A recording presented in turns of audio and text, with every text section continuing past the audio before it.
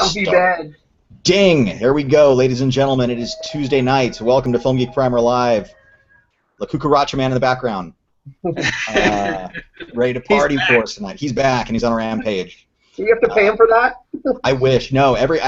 So back in the day, Tremendo and I did... So when we moved in this area and we're roommates together in an apartment across the way, every night we would hear it, and it's exactly the same time, actually. It's approximately 9 o'clock. We would hear that horn, the La Cucaracha horn, every night. And finally, after like 2 weeks, we got off our lazy asses and we're like, we got to find out what the hell this is. And it's just a giant, it's kind of a bodega on wheels. It's like somebody somewhere, they've got some, well, they may not have a license to cook food and do all this other stuff, and they like sell candy and candy and ice cream and crap. It's like, yeah, it's just like a mini mart on wheels. But usually those like tamales or enchiladas or tacos are usually the best, though. Like exactly, I know. And all my years here, I have yet to go and respond to it and buy something, and I actually do need to do that at some point. We'll see. Anyways, good evening, folks. It's Film Geek Primer Live. I'm your host, John Santo. Been a while. With me tonight is Dub. Dub, thank you very much for covering. I appreciate that. Oh, it was my pleasure. I'm sorry I missed 2 weeks ago, whatever it was. Things just got a little hectic towards the end of the summer here in the Dub household. You missed your movie, and you missed Tremendo's movie. I missed my movie, and I missed Tremendo's movie. And you and I need to have a sit down about Mad Max. Yeah, I need to somehow convince you that you like it. Yeah. You've done it before. Yeah, no, I remember. No, I remember. It's it's funny. I don't know if it's a movie I can convince you to like, other than you have to remove yourself from the Road Warrior to watch it. I think that's part of it, and it's funny because I've been sort of taking this unofficial poll since I've seen it, is asking people who've seen it, what do you think of that movie? Because one of the things that should have been like a red flag right off the bat is that it's hardly ever shown on TV. This is a difficult movie to just flip around on cable and catch, and the reason is because it's crazy weird, and it's incredibly off-putting. As gorgeous as some of it is. So I'm asking people, hey, have you ever seen Mad Max? What do you think of it? And universally, it's like, that's a weird movie. Like it does not jive very well with an American sensibility. I think also in a weird way, you have to work with it. You actually have to be a participant in it. The Road Warrior, in a weird way, you can watch. You can just the Road Warrior, you can super cool on its own, and you get it. Mad Max, because it doesn't explain to you the world, because it doesn't show, you really have to kind of work with it and start to understand where you're at. It's surreal in that sense, the landscapes and the construction of where they shoot the stuff, and the buildings, everything else about it. It feels it's a post-apocalyptic film that you're not sure how it got that way or why the world is that way. Right. The thing is, I don't think of it as. I never thought of it like weird isn't like a word that I would use to describe. Neither would I. No. Like, weird is like if I think of a weird movie, I think of like Johnny Darko or whatever the follow-up movie the guy made that had Justin Timberlake and The Rock in it, and like those were weird movies. The Social Network. Anything by Richard Kelly. Yeah, that's a movie. Even like I'd say Brazil is a weird movie, or The Wall is a weird movie. But right. I think I would compare this to a Gilliam film. I think this was in some ways this guy had what's the phrase I'm looking for? He had more of a sense of the spectacle of cinema. I think there was so much fantastic motion in this to give certainly give credit where credit is due. Right. But tonally, it was just very off-putting. You weren't sure what was going on. There were motorcycle gangs that were dressed like Eddie Izzard. There was weird, it was just very strange. You weren't. It was a revenge movie that spent 4/5 of its time not being a revenge movie. Yeah, agreed. Yeah, no, it's not. It's a. I think the structure is different than what Western audiences might be used to, even though Australia is considered the West. I think that the structure of it is different, and that's what maybe. Yeah. And if you can't get past a lot of that, like you either accept the situation from the beginning or you don't. I guess I can see that. I can see you not getting past the setup. Well, and I could see this also being just the kind of movie that didn't fit my expectations going in. I don't know. I'm sure. I think I've told this story on the podcast before, but I didn't like Unforgiven when I first saw it because the whole time I'm saying, get to the shootout, get to the shootout. And then, when you saw the first shootout in the movie, it's like, that's lame. The guy's just crawling along the ground crying. Like, it was not the Clint Eastwood Western I was hoping for. And upon second, it just wasn't delivering what I wanted at the pace I wanted. Right. Or at the pace I expected. And that ruined the initial movie-going experience for me. Upon review, of course, it's well known. That's one of, if not, my favorite movie of all time. It's an extraordinary piece of work. Right. And I just need to sort of let go of the fact. Maybe it is like Unforgiven. It is. No, you have to. I think you're spot on. The problem is that your expectation and what you, especially after, the film that all of us saw first was Road Warrior. Yeah. And that's and to go back to Mad Max is such a different thing. You want to feel weird. When I first saw it, it was back when the only version you could find was the dubbed version, and everybody had strange American accents and nothing really. That even added another level of what the fuck am I watching? If I watch it again, I kind of want to watch the dubbed version. Yeah, it's add to that. Of course you do, Dub. Yeah, exactly. Yeah, it's in his name for God's I would have sakes. loved it. Well, it's not like they're speaking another language. I don't know why you would dub that. Hey, well, Tremendo actually in our review talked about how he watched it with subtitles. He's and I mean when I lived with him, he brought that up too. I think any British show that he would ever watch, he would watch with subtitles. He's got real issues with accents apparently. That's interesting. It is, isn't it? Yeah. So what was the consensus on Sky Captain? So I think actually, yeah. Oh, sorry. Do the hand signal again there, Warren. Yeah, pretty much. We gave it the first 10 minutes. The first 10 minutes was this. Yes. And then. Oh, I don't know. I don't know if I'd even give it that. I really liked the first 10 minutes of the movie. I thought that the guy captured, a late 30s, early 40s kind of film and the style. And I was like, okay, I was excited where he's going to go with it. And then he just went nowhere with it. Yeah, and then it turned into Giovanni Ribisi. It basically then just turns into, and I said it turns into Basil exposition for the rest of the film. It's so bad. Every scene is nothing but exposition. So it's one of those movies where you watch it and every now and then you stop and you go, well, I bet they had fun making it. And yeah. I don't even know if they had fun making it. I think they did. I haven't seen Angelina Jolie that happy in a while. Yeah, I think they look thoroughly confused, actually. They look very confused, and they're not sure what's going on around them because, again, early digital, early green screen digital filmmaking kind of thing. This was at that cusp of when all of that really started to kick in, and it was, I think my final thing was that in the context of transitioning to digital cinema, it kind of stands as an interesting marker, but that's about it. In the context of the transition to digital cinema, it was a movie that was made. Yeah, exactly. That's pretty much was made around the time of the transition to digital cinema. And Gwyneth Paltrow was so terrible. Yeah. I'm not a hater on her. I'm neutral. She's fine. No, I think what?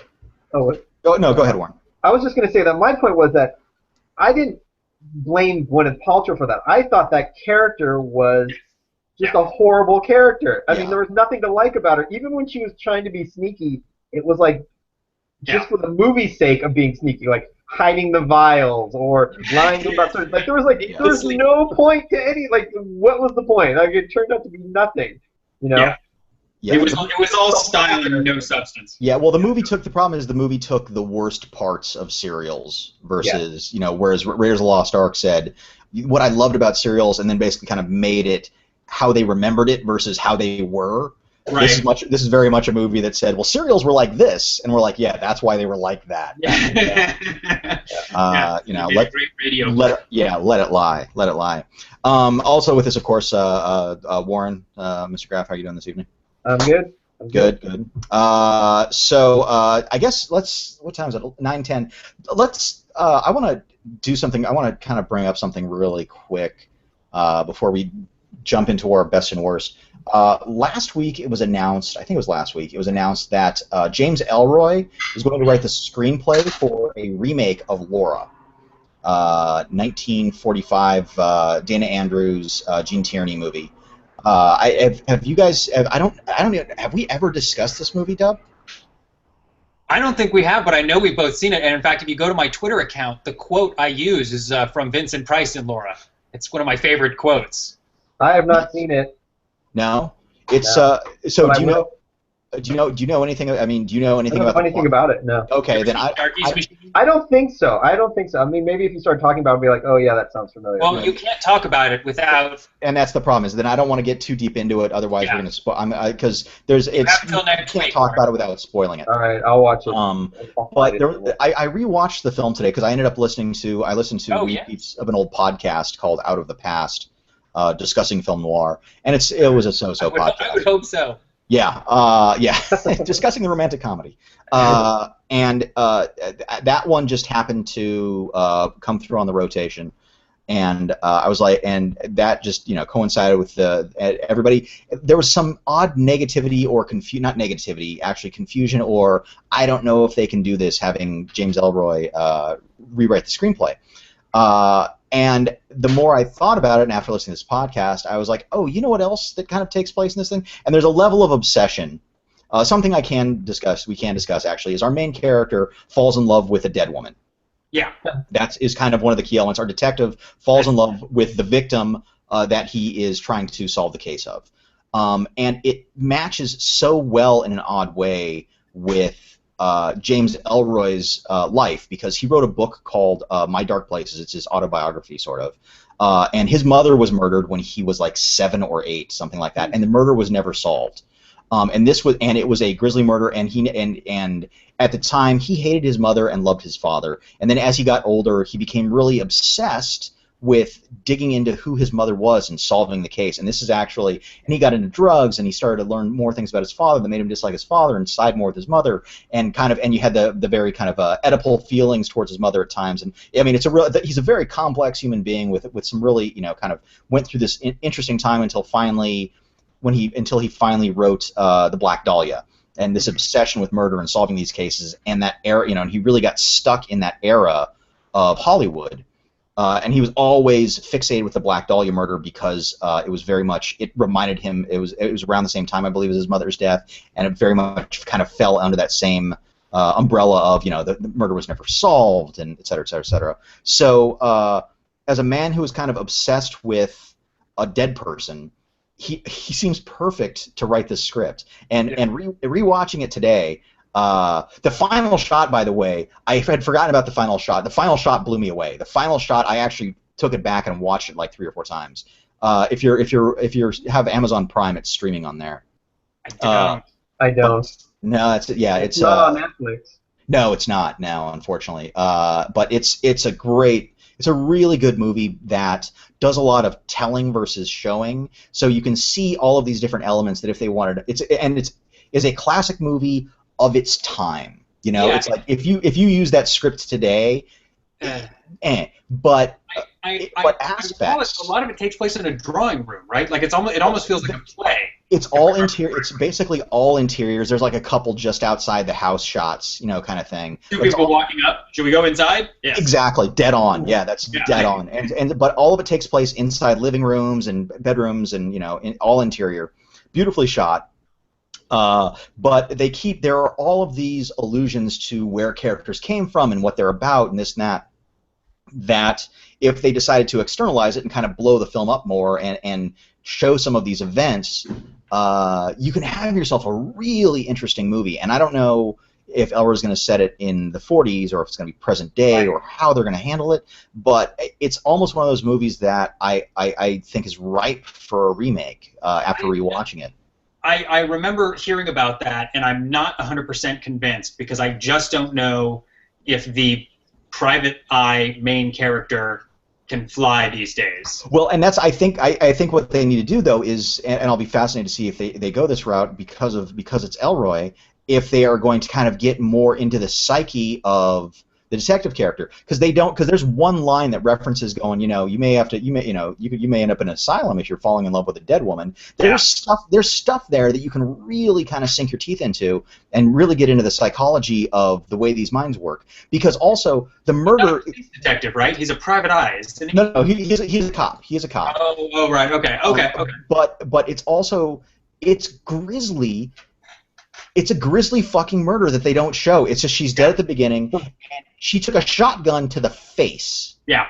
She answers her door at night, takes a shotgun to the face, and then the way everything plays out otherwise, it's even more perverse, but it's so saturated in kind of this 40s romantic style that it's not as... Even if it's only dark in its subtext and in your mind.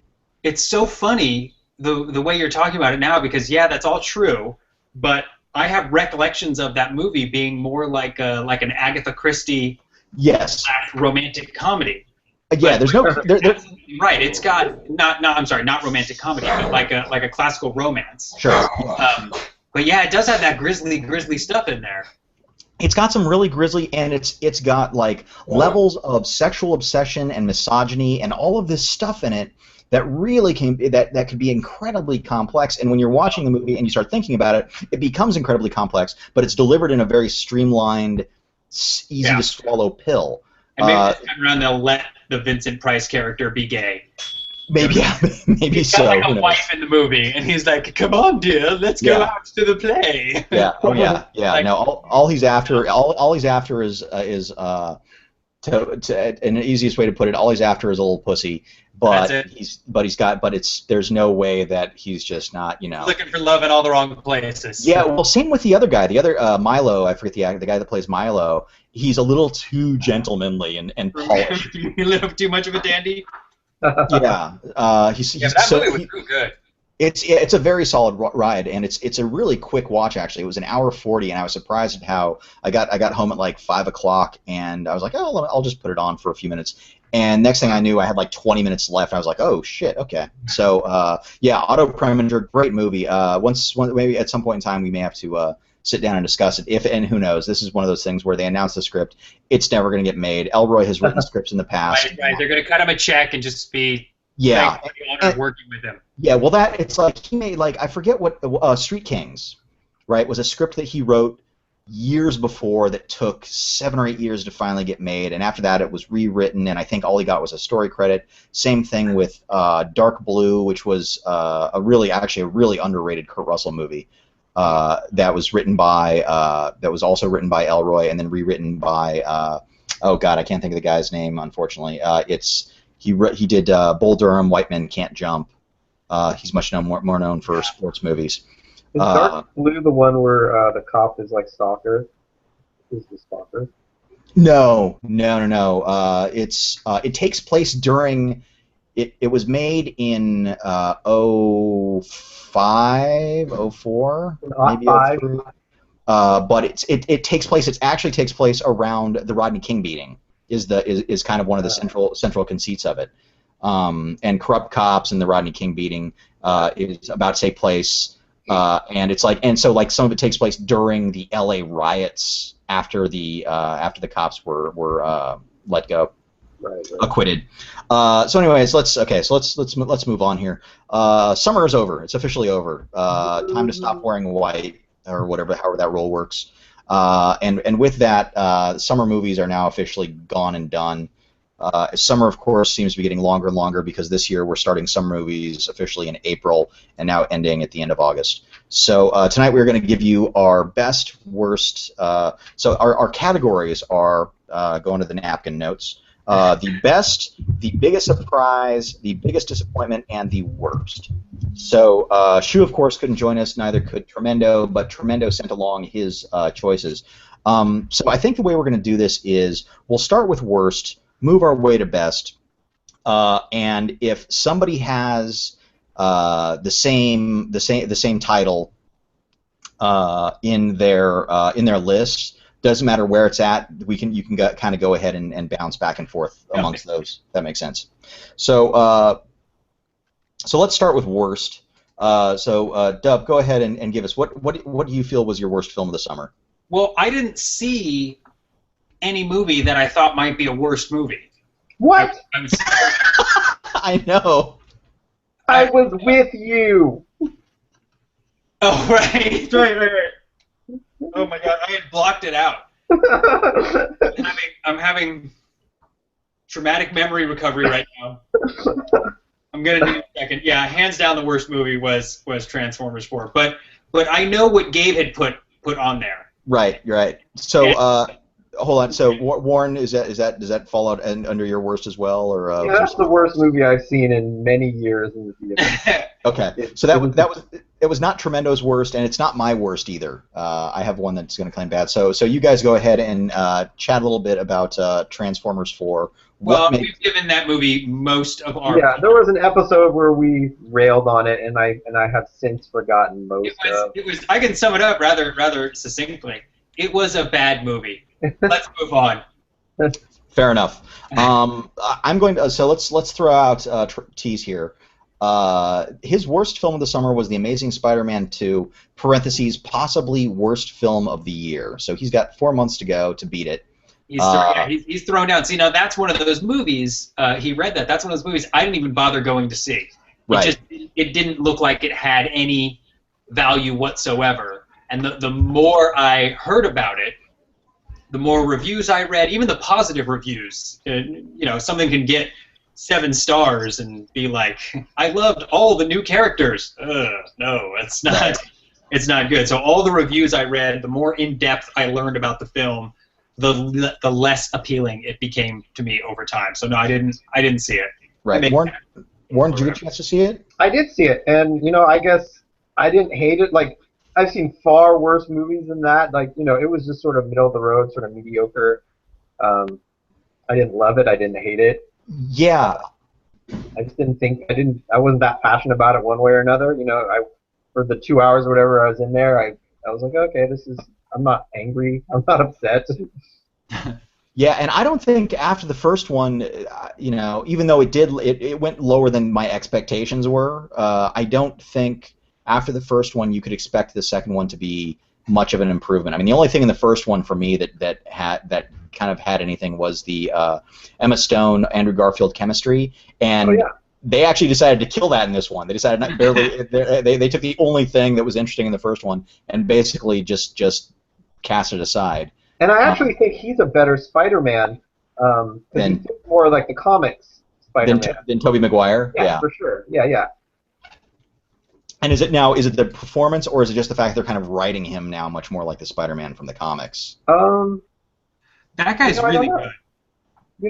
He just does a pretty good job, and he kind of pulls it off. It's like, it's the way, I think it's the way he performs it. I mean, he just sort of has this sort of like, says a lot of the lines kind of like maybe a teenager would, and that's what, technically Spider-Man is just a kid trying to figure it out. Yep. Yeah, they've got one more with him, and then they're gonna have to recast, aren't they? I thought the whole thing has kind of been put on hiatus after the low. Pushed back to like 2019 or something. They're doing a Sinister 6 or whatever it is. Yeah, they're trying to figure out what to do with the franchise now because they've gone so far off the rails they don't know what to do. I almost went with Spider-Man 2 for worst film of the summer, but I know that I figured that Tremendo was probably going to toss that on his list. So I went with A Million Ways to Die in the West. Ooh. Oh. It's one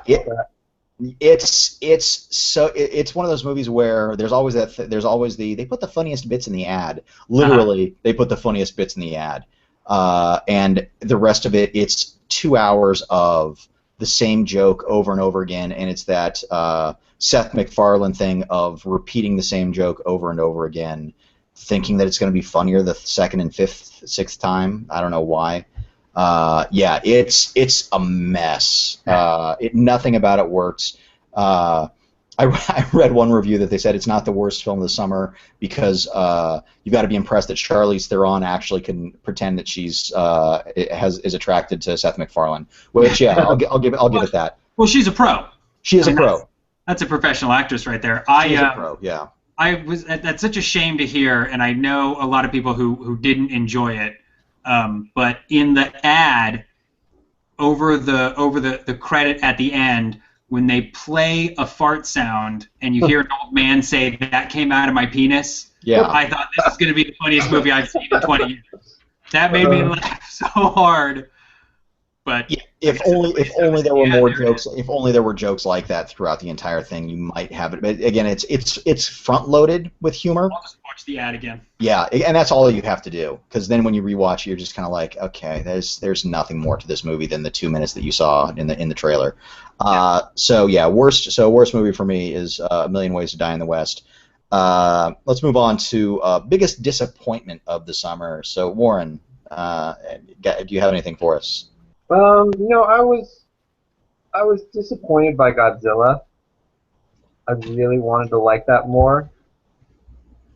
That was the summer, right? That does. Yeah, that was the summer. That I almost put that down as my best of the summer. Oh, really? Yeah, I adore that. And I'm going to put that down as my most surprising. Interesting. I guess I had really high expectations for that movie, and I think, and maybe I think expectations. When you were talking about Mad Max earlier, and you had these expectations, I think expectations is what affects our movie going. I think sometimes it's good to have no expectations. Yeah. So yeah, I feel like I liked it. I wasn't walking out of the theater going like, "Yo, that was amazing." Like I was like, "Oh, that was a good movie. That was fun." But yeah, I think even with its flaw of who's the lead kid's name from something Taylor. Aaron Taylor Johnson. Aaron Taylor Johnson from Kick-Ass. I don't know if he can act. I don't know what he brought to that movie. You mean Quicksilver in Avengers? Yeah, I know. I'll be fascinated to see what he does with that, I guess. But luckily, that's such a cast. That's such a star-packed movie that he'll probably have 15 minutes of screen time. And he'll also have the fortune of Joss Whedon's writing to help support him a little bit. Right. But I with Godzilla, I was able to look past that because he's a soldier who has to do a soldier's job, and that looking at it through that lens kind of subdued some of his choices for me. But everything else, and I don't. That movie for me is. I read an article. I think it was called Post-Human, because it's a movie. It's not about. At the end of the day, it's like the people. Nothing anybody would do in this movie could change what happens in the film. Yeah, exactly. Nature has and bigger things are in so much more control of what's going on than they are. And what I loved about the film was that people were either, if you're there before something happens, you're dead, or you're there after something happens, because it's like that. Those were the two things that were always happening with humans. It's like you never see the story of running through buildings and escaping one of the monsters. It's they're rushed over by a tidal wave, or the soldiers get there and they're just looking over mass destruction of Vegas or wherever it is. Yeah, and it's just nature at work. It's like you can't And the one line the Doctor has, which of course is, I also love the Bryan Cranston character, because it's they pulled a total psycho with him. Yes. But at the same time, he got his answer. He was after one goal, and that goal they didn't say let's change that goal so he's in the movie more. It's just like, and I want that guy to go with me, and then cut to zip him up in a fucking body bag. You're like, wow, that's ballsy. Godzilla and Guardians of the Galaxy both started out with incredibly effective emotional manipulations. I thought they both sort of came out of the gate where it's like, oh, I'm so right there with these characters. I feel their pain. I feel their sorrow. It's a heartbreaking moment you're sharing. And then that carries his crazy-eyed madman character through the rest of the movie, so that what you're saying, when he gets his answer, when he gets his knowledge, there's nothing really left for him. No, it's not like he can. No, it's not like he can join the other scientists and go, right, I can help you with this. Years ago, or whatever it was. Yeah. But I would say I think Godzilla was my biggest surprise because of Gareth. What's his name? The guy, Gareth Edwards. He directed the hell out of that movie because it's such a thin movie. Yep. There's so little story to tell in that movie. It's just one barely plausible sequence after another, and I thought he tied it together. Not only did he tie it together really well, like, what's this, the same guy in Hawaii and in Japan, and you know, he happens to be in all these places, and it's like super convenient. I thought he directed it with a really high level of artistry. There was great framing. There was great shots. The shot I'll always remember is of the train on the curve. Yep. And he's looking out the window. And again, it's so just blatantly manipulative, where now he has a random kid he has to look out for. Like, it's not even his own kid at this point. He's just the kind of guy who tries to take care of kids when giant monsters attack. But you're right there with it, and they're looking out the window, and you can see the curve of the track leading to where the monster is standing. And there were so many little shots like that I just thought, this is such a treat. This is such a surprise. Yep, and I liked how Godzilla is given a personality. He's actually a character, and they found a nice way to balance all of the past Godzilla movies, because of course Godzilla just starts off as a force of nature in the very first 1954 film, 56 film, whatever year it was, and then and then he becomes the wacky hero. Like every franchise, Godzilla went through a metamorphosis of sometimes he'd be the bad guy, sometimes he'd be the good guy. In this one, they were able to really find an interesting balance with him. I was thinking of Flugelman talking about those darn amigos. Exactly. Yeah. Nobody wants to see three wealthy landowners on a weekend in New York. Yeah. Yeah. It's it's got a couple great laughs. When the only people, by the way, the only people who stay alive and who have witnessed Godzilla are witnessing it through media. They're watching it on television, or they're somewhere else kind of checking something else out. But when they cut to the one shot on TV and the Muto's on Godzilla's back and he's just trying to fling it away, it's hysterical. And the audience I saw it with just lost it with that shot. It was just a well executed gag. Well, we were talking about what was it? We were talking about this, I think, last week, The Raid 2, where there's moments in a movie where you just want to turn to the person next to you and high-five them because something awesome happened. The way Godzilla takes care of that last Muto, I feel like I've seen so many giant monsters fight, and here was something I hadn't seen. Maybe it had been done before in some smaller movie, but I hadn't seen it before. It was one of those movies where I was like, yeah, and I wanted to turn to someone and just give him a high five. It was just such a great moment. Well, and it's like, and I think, go ahead. I was going to say, in terms of giant monsters, I think it's well documented how little respect I have for Pacific Rim, and how much I hated that movie. And I thought, well, if Godzilla's at least going to be spectacle, I hear better things about it, and I'm prepared for that level of shallow storytelling.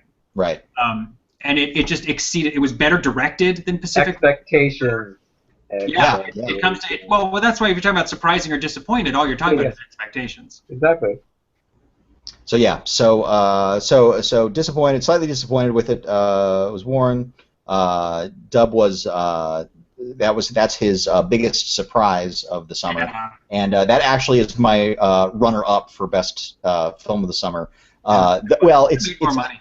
I guess I wouldn't say it may be my runner-up, but it's definitely of the Hollywood movies, of the big blockbuster tentpole ones. That's definitely up there for me with another movie. Sorry. So Deb, what was your biggest disappointment of the summer? The more I think, this might be unpopular, but the more I keep thinking about it, the less I enjoyed Snowpiercer. Dude, me! That's my choice. Yeah, for most disappointed. Yeah, the more it sticks with me. It sticks with me less and less. And while yes, there are some striking visuals, the problem is the coherence of it isn't there enough. It doesn't hold up in your memory. It's a movie that only works as metaphor. The actual execution and logistics of the film don't work. And I wonder because what's the third Matrix movie? Revolutions. Yes, I caught the rave scene on TV. Oh no, that's from Reloaded. Oh, okay. Then it was Reloaded I caught, where it makes absolutely no sense, where he's like rallying the troops. Tonight we rave. Like tomorrow we're gonna die. It's a rave. And then we have to fight for the future of humanity. But first, and like the flashing lights. And I wonder if there had been no rave car in Snowpiercer, if I would have felt different about it. Wait, back up. why would there not be a rave car But it is the not too on distant. on a perpetual motion train? Yeah. Why would there not be, like, I don't even understand how the physics of that would work. Okay?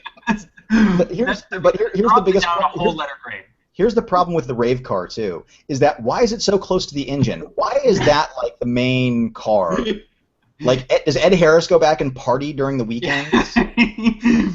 I need to relax. Hand and me one of there the pacifiers and a glow stick. Yeah, and it's like the cars make sense metaphorically, but it's not a real world. You know, there's not like a car of just normal people going, "Hey, how's it going? Good to see you."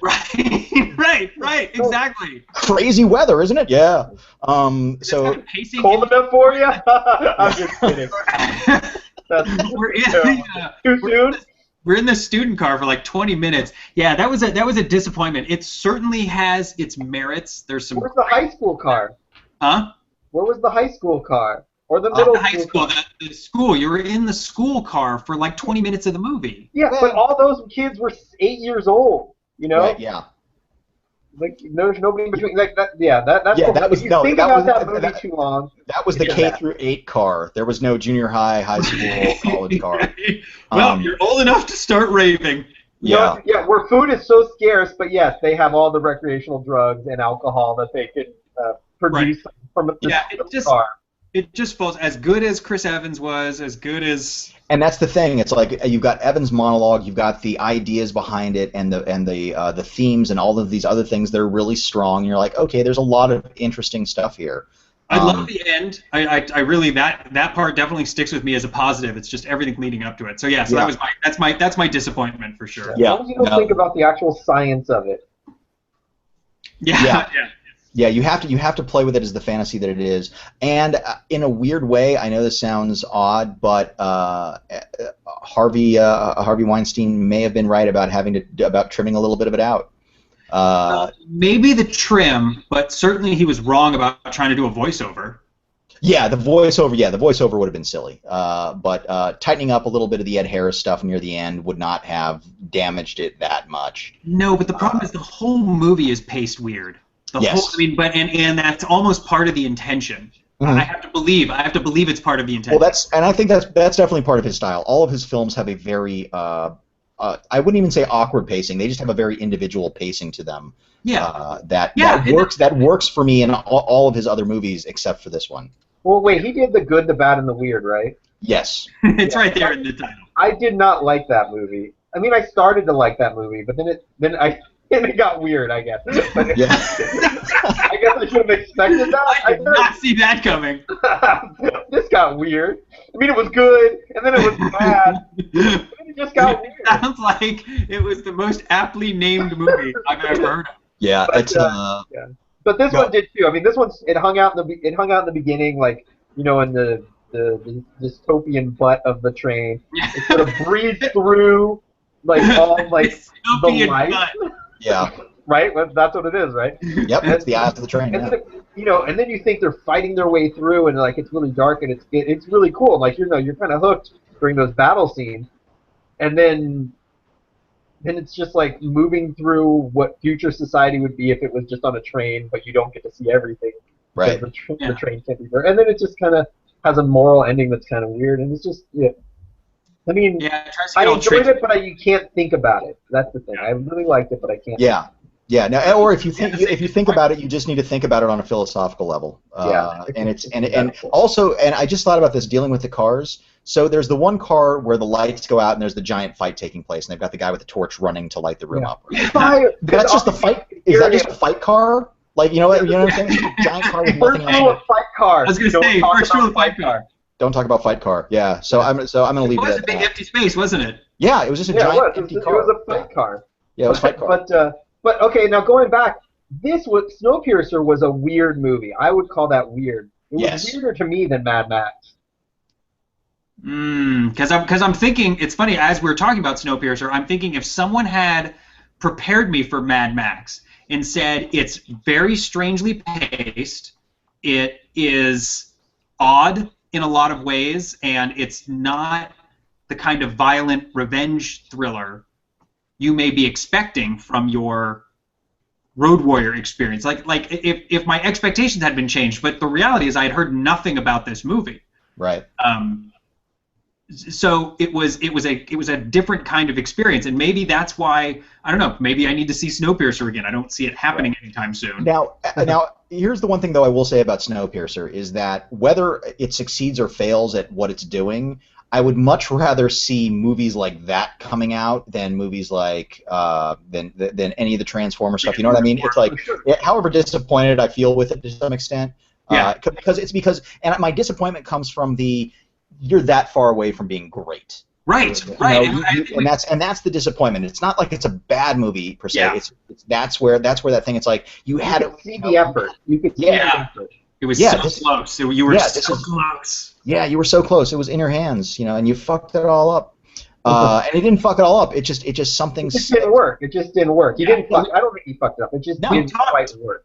We talked a little bit about it afterwards, where it was too gritty to be the dreamlike metaphor it needed to be, and it was too dreamlike and metaphor-y to be the gritty movie it tried to be. Yeah. That would have been a really hard balance to strike. Yeah. To convey gritty desperation and dreamlike surreality at the same time. It wanted to eat its cake, and it ended up serving it a little gelatinous mass. So. All right, so let's move on to biggest surprise of the summer. So Dub, go ahead. Give us what's your biggest surprise this summer? I want to. I think I'm going to go with Days of Future Past for me. Okay, interesting. All right. You know what? I'm sorry. Hold on here, really quick. Biggest disappointment for Tremendo was he said nothing really disappointed me more than the stupid design of the Sentinels in X-Men Days of Future Past. They look like great. They look like great soda machines. These are direct quotes. So you can't blame me for this. Part of why it was so surprising, and again, when you're talking about surprising or disappointing, you're playing an expectations game there. Mm-hmm. My expectations for that movie were really low. Not only because I didn't trust Singer to tell a very compelling tale with the X-Men. I haven't been a fan of his X-Men movies, but I've got time travel problems. So I thought I was going to have real time travel problems going into this movie, and they did it they did all of it just right. It was just interesting enough to keep me along for the ride, long enough to enjoy the movie, and it's the X-Men universe is a little bit different from like the Avengers universe, so I cut it a little bit more slack.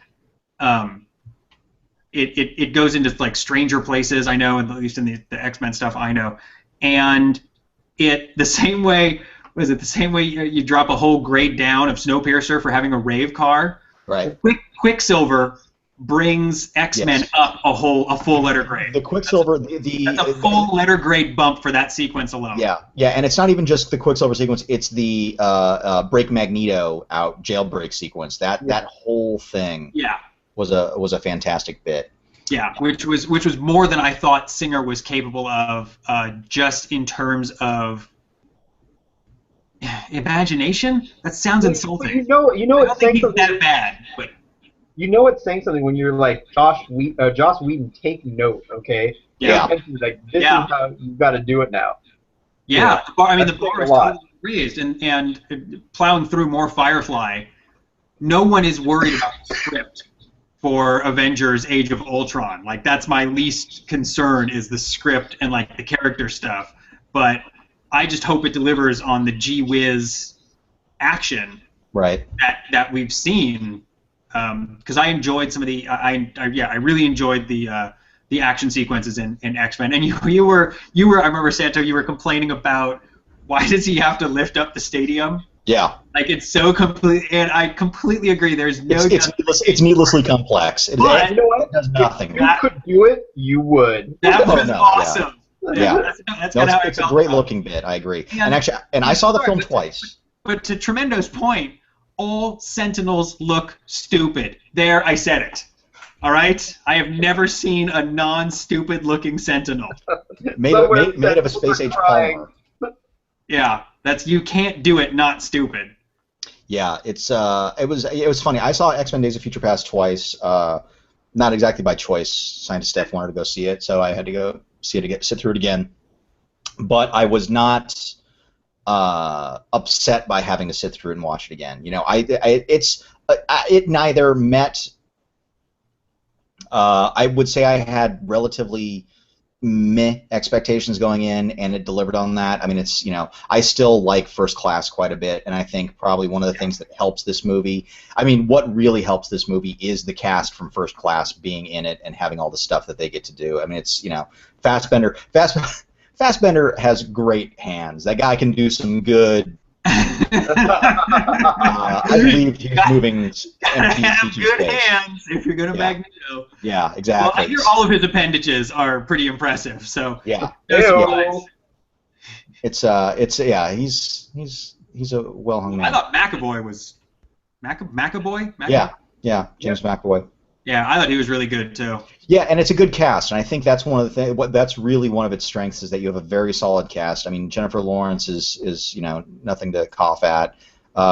Hugh Jackman is a very solid actor when given material and has Wolverine down. I mean, here's a guy who's got it will be when he's done playing the Wolverine character, they will not be able to do a Wolverine movie or cast a Wolverine for many moon because it's going to be because he owns them.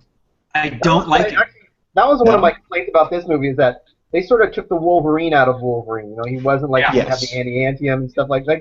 Well, I feel like they try to pull that away since he's sort of like the focus. He became the focus of a lot of it. And I understand that, I guess, a little, but you know, if I had to give it some knock some points off, like it would be kind of for that. See, that's interesting, and I give that points because the first 3 films really were just Wolverine movies for the most part. You know, right, but then we got 2 Wolverine movies that were like weird Wolverine movies. So I feel like we've gotten been drained out of it. Like, okay, I want to see Wolverine again. Right. Well, they've arced him. They've arced him too much. When you give your character too much evolution, yeah. Like, what do you do? He's learned a lot about himself, and he knows a lot, and you can't. I don't know. You can't go back on that. But I still don't think he's. I don't think he's gruff enough. I don't think he's a big enough asshole. I don't think he's. He doesn't pick needless fights as often as in the first X-Men. He was an asshole. Yeah, more so in the first X-Men, but they've defanged him in a lot of ways. Yeah, and that's true with a excuse me, with a character that they have given, and he's the only X-Men character that they have given individual films to. And so you're right, they have arced him too much. He's had to evolve too much, become much more of a balanced human being. Yeah. But I actually do like the Wolverine movie, so not X-Men Origins Wolverine, but the Wolverine. I actually thought had a lot of good stuff in it, minus the last 15 minutes. The end was a little bit. The end it's weird where. Is that the fight on the nuclear tower? No, that's Origins. That's Origins.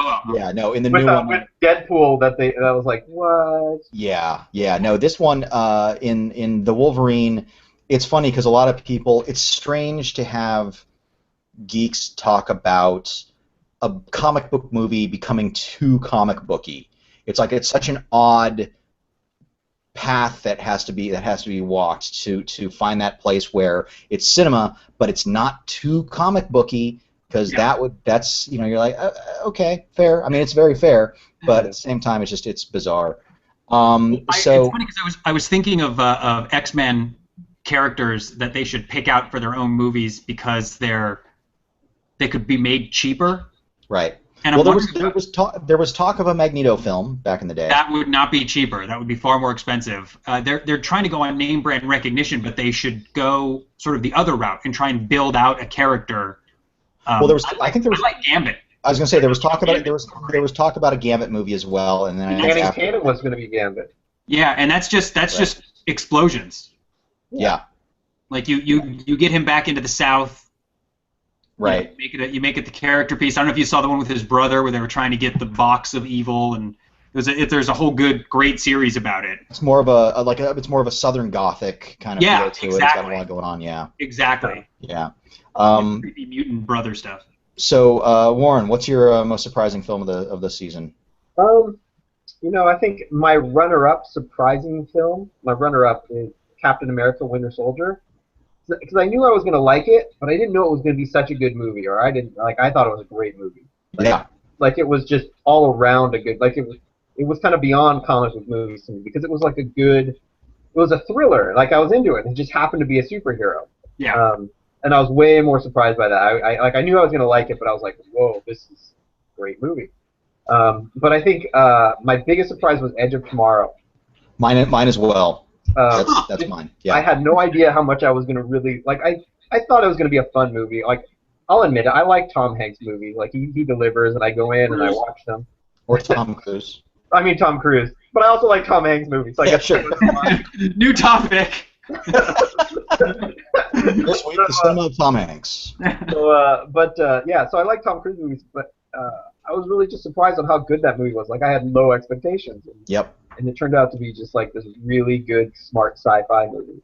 Yeah, and it's and what really surprised me the most out of it was how funny it was. I was shocked at how much humor it had, especially at it had Groundhog, and everybody does the Groundhog Day comparison, which is unfair because Groundhog's Day this is much more of a physical task. This is much more video game than Groundhog's Day. Yeah. Groundhog's Day is about you need to learn to get out. This is about physical tasks that you need to overcome and get to the next level. It's about a punishing game. But I've never laughed so hard at watching a person die over and over again. Yeah, exactly. And like the bit when he rolls under the truck the first time, is hysterical. That's just a classic bit, and it's kind of basically it's like when his character accepts that it's like I'm just gonna have to go through a lot of pain to get through this thing. Yeah. It's just, I thought he was great. I really liked. I thought Emily Blunt was really cool. Yeah. No. It's kind of a bummer that she didn't save the day, and it had to be Tom Cruise. But as far as a butt-kicking woman goes, she's good stuff. Yeah, and and even if you go back and think about it, you have to think pretty hard to make a lot of things not work. Like again, with the time, it's a time travel movie, right? Yeah. I mean, yeah. So there was so much potential for things to get screwed up, and there's a few little things that you could probably nitpick at, but overall, it was really tight. Yeah. Well, I think I mentioned when I saw it. First of all, that movie, while I enjoyed it and it was slightly better than my expectations, movies like Godzilla and X-Men made that jump much more than Edge of Tomorrow. Certainly, I loved the humor, but I was so distracted by the way the creatures moved, right, relative to the awesome realism of the way all the military stuff worked. Right.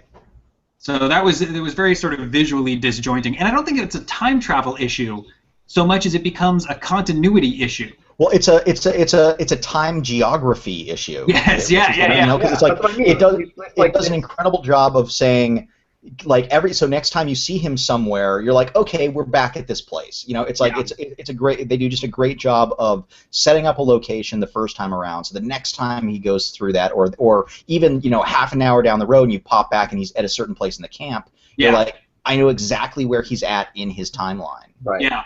And then you have to go back and explain to them over again and stuff like that. I mean, and it's like I want to nominate Doug Liman for a full Film Geek Primer episode. I would be up for that because that guy has made some very interesting films, and there's the one film, and I'm trying to think of the Valerie Plame movie. I can't think of the title right now. I saw that. Redacted. Yeah. No, not Redacted. That's it's more it's actually got the title of a film that's actually been it's such a plain title and it's been used on like 3 other movies. Right. Right. Yeah, all of them like. Yeah, and it's not a bad little film. It's it's a very interesting look at a story that of modern history. I feel like he always surprises me. Yeah. I feel like as a director, he consistently takes he takes big bites, right? Mm-hmm. He's very ambitious, and he tends to deliver on what he takes a bite of. Yeah. In this movie, it's a perfect case in point. Yeah, and he can be ambitious to a fault, but he really does go for it, and that's worthwhile. Yeah. He's earned his own Film Geek Primer episode, I think. Yeah, that's fair. Yeah, why not? That'd be worthwhile. So yeah, so my biggest surprise also was, along with Warren's, was Edge of Tomorrow.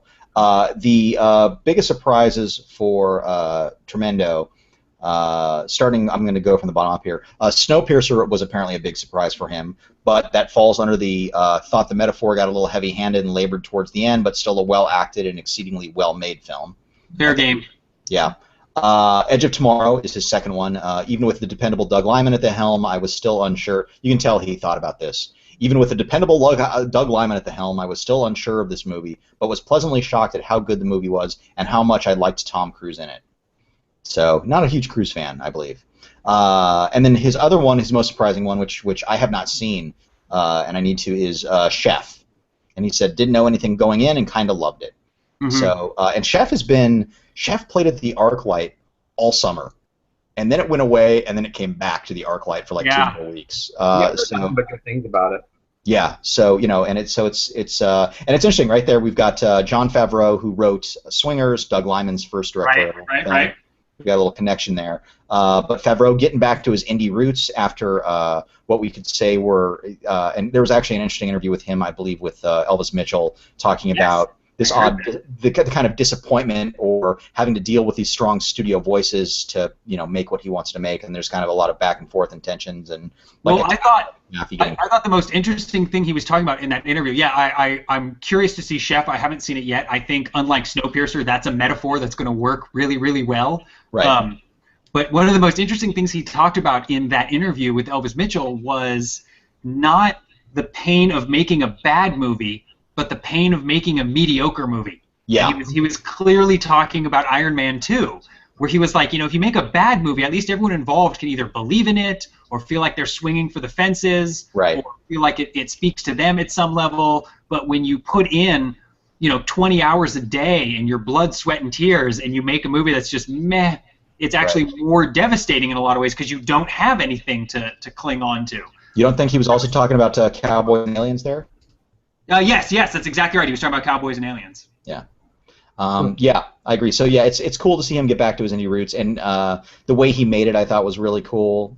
Which is they started at point A and drove the truck all the way to South by Southwest. It's real time. So it's kind of, and it sounds small and simple, or small and not plotless as much as just very much just a character piece, and and apparently some good food porn. Yeah. So It looks like he enjoyed it. Yes. So so I definitely need to. I do really want to watch Chef at some point in time. So then let's go for our best here.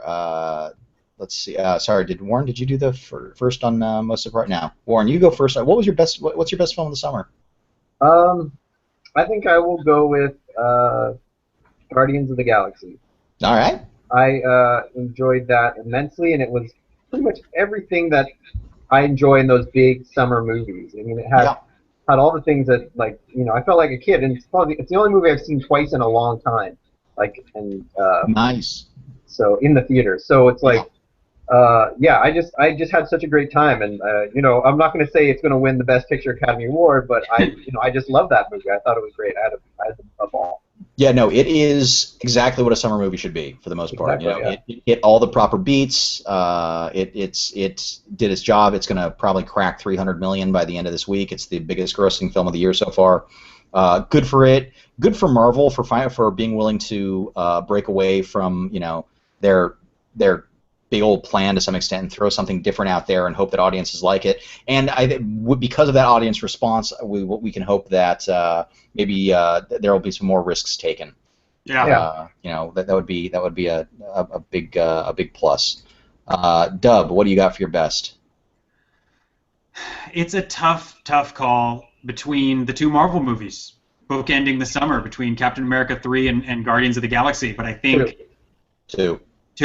But I think I'm gonna have to go with the Tom Hanks movie. No, that's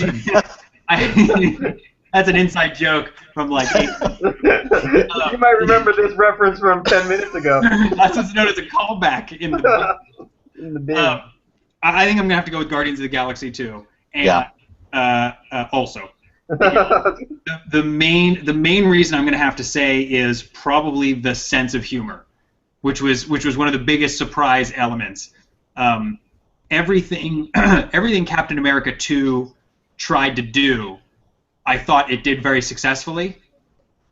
But just for sheer entertainment value, the humor that was layered on top of the action, that was layered on top of the character stuff in Guardians, it's just got to take it for me. Yeah. 2 great films came out this summer. Yeah, yeah.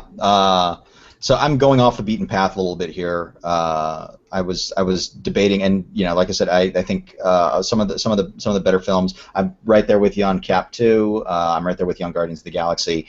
But I saw this. I went and saw this twice in the theater. I'll probably go see it one more time before it leaves. Is A Most Wanted Man, which is based off summer movie. It's a summer movie. It was released during the summer. Right. It was released during the summer. Sorry, man.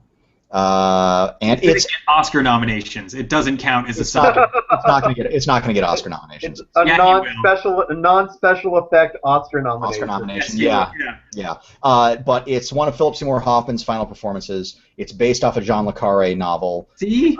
A classic summer movie. Are you sure that didn't come out in November? Yeah. Another le Carré summer film. Philip flick, yeah. No, well, it's a spy movie. It is a genre movie. But it's. I adore the film. I mean, there's a lot of, and I've seen a lot of indie stuff over the summer that I've really liked. Luckily, Grand Budapest Hotel came out in March, so I didn't have to count that one as one of the summer films. And there's a lot of stuff that I saw over the summer that I loved and will easily be in my top 10s of the year, including Frank. I thought was fantastic. Only Lovers Left Alive I thought was fantastic.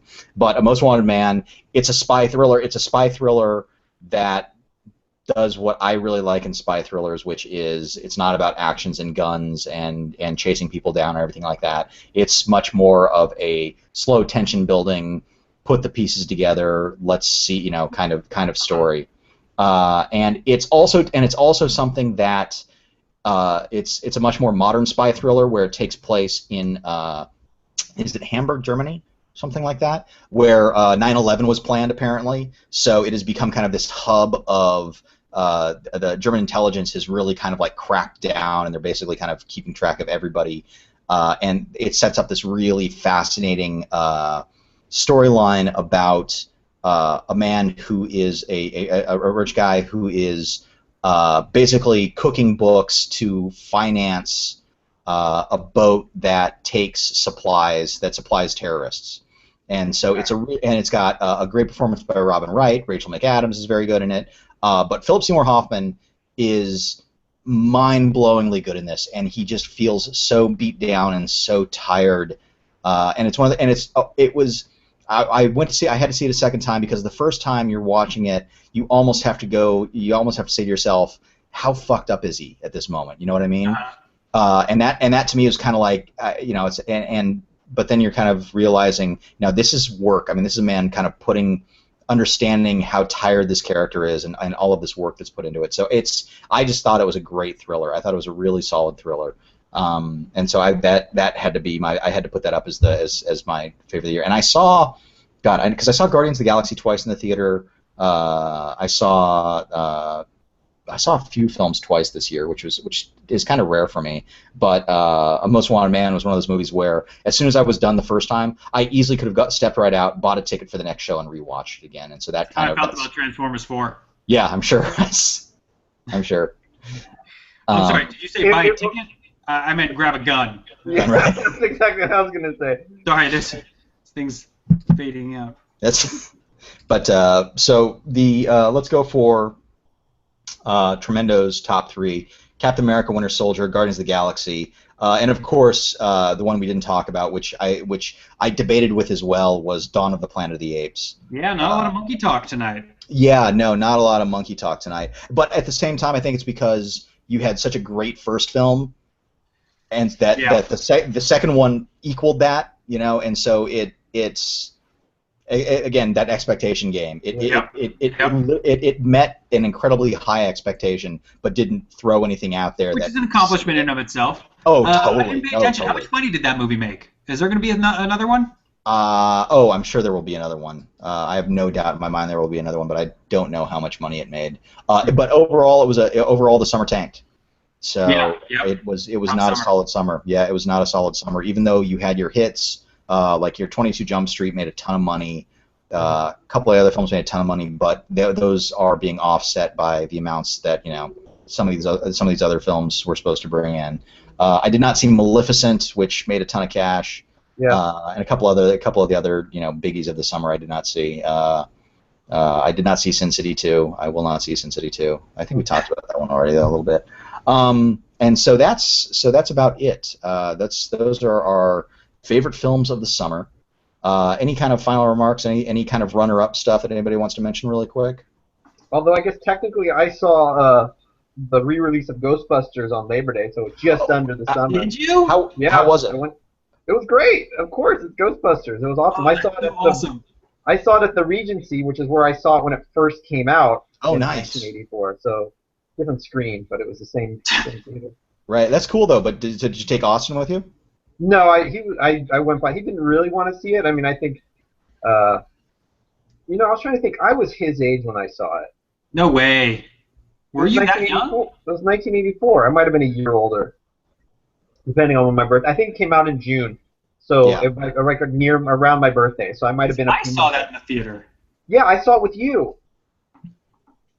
It was I that young? Yeah, it was me, you, and but we were different then because we saw Star Wars in the theater. We saw Raiders of the Lost Ark in the theater.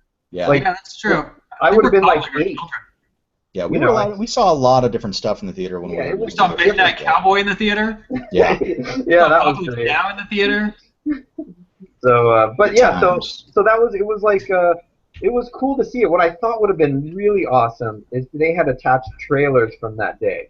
Like that would have been fun. I think that would have been really great to show some trailers. And they're doing a bunch of re-releases because they had trailers for I think MASH is going to be re-released and Scarface, and there was a couple other that I wanted to see too. But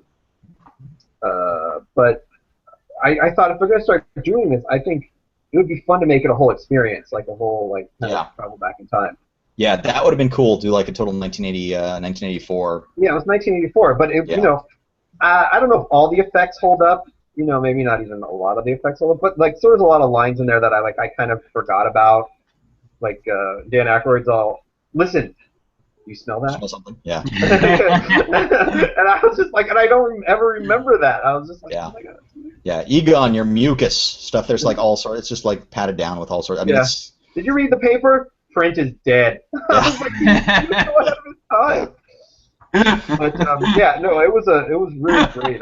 It's playing everywhere. I mean, it's probably playing down there. It played at the Dome over here, and actually we almost went and saw it.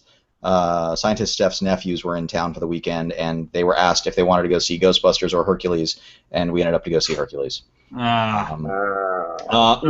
Hey Santo, next Sunday, M is playing at the ArcLight. Actually, I have 2 tickets to it if you want to go. I do. Did someone else already claim that ticket, or? No, I haven't. I hadn't figured out. I had 2 with my stupid ArcLight membership. I get 2 complimentary tickets for one of their ArcLight special shows. And then the following Monday is the 400 Blows. Yeah, I know. Well, also now we're just talking. Best porno ever. Yeah. It's really more of a compilation video. Yeah. It's 5 hours of the jobs in porn history. I'll send starting you from Silent Era all the way up. Yeah. It's the most popular video on my YouTube page. Yeah.